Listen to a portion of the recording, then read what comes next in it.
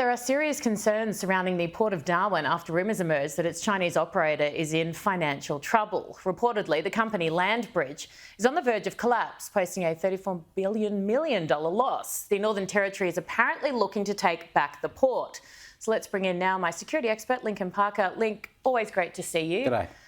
What are your thoughts? I mean, the sooner the better. The sooner the better. It should never have been sold to a Chinese Communist Party-linked company in the first place, particularly given its strategic location, the fact that the ADF is very heavily situated up there, and now over the last number of years, the United States Marine Corps is there on a rotational basis every single year. So the sooner this happens, the better. And Prime Minister Albanese should kick the bucket and put some money in and help the Northern Territory government to take back control of the Port of Darwin. But unfortunately, he is the most pro-Chinese Communist Party Prime Minister that we've had since Gough Whitlam, and it will take guts to do that, and I can't see him doing it. Because you look at the situation we are in now in terms of the threat that exists, and it was a dumb decision to do it when we did it, but now 10 times worse. How much more significant is the threat? Well, we are on the verge of China invading Taiwan and upending the status quo in our region, which will affect Australia greatly and the United States in particular.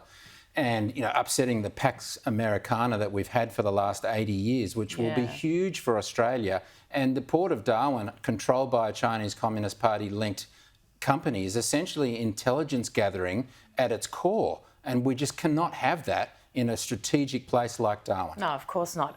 Speaking of Chinese Communist Party aggression, the Baltic Sea, what's happened? Oh, my goodness. Well, we've seen a very large Chinese commercial vessel called the Yipeng 3 in the Baltic Sea, and it has been suspiciously hovering and loitering over the areas where the undersea data cables and communication cables, which is where all the internet and communications run through between the Baltic countries and the Scandinavian countries. And it's now been found that it dragged its cable along the seabed for 100 miles or 160 kilometres, which broke and severed 2 cables. So this is getting it's certainly an act of sabotage. It's in the grey zone sort of warfare area that China loves to operate in, just short of war. But you could make the argument that it is an act of war. Oh, absolutely. And who's prepared for this?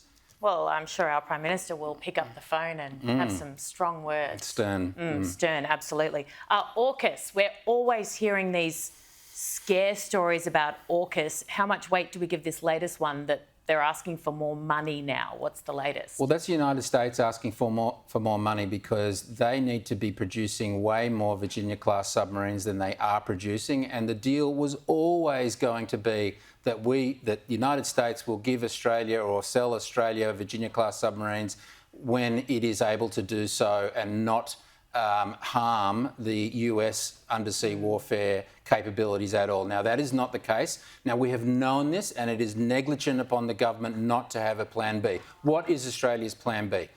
Don't know, right? I mean, we've been talking about this for years, and there is a possibility of doing something like a refurbishment of Los Angeles-class submarines, but it never seems to be discussed. Link, it never ceases to amaze me, the situation that we are in as a nation. Brilliant. Thank you as always. Really appreciate your time.